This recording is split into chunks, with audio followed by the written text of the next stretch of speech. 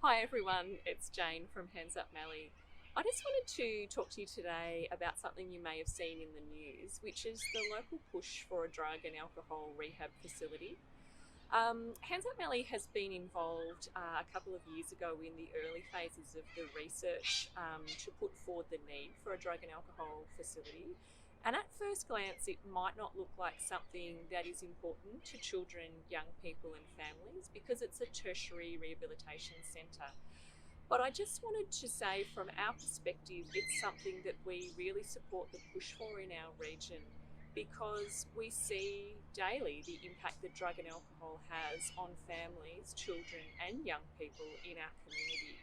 If a parent doesn't have access to appropriate rehab, it makes it much, much more difficult for families. Drug and alcohol rehabilitation is really important for families. If there's a parent who is struggling with a drug and alcohol addiction, it impacts the whole family and it can have an intergenerational knock-on effect.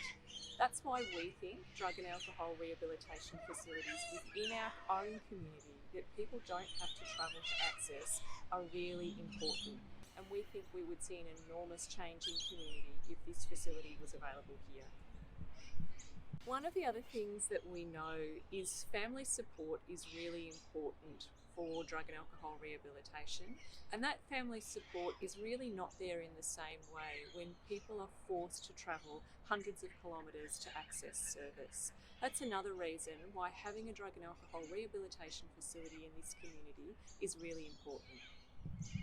And we believe that families in our community should have the same access to drug and alcohol rehabilitation facilities as families in every other part of Victoria.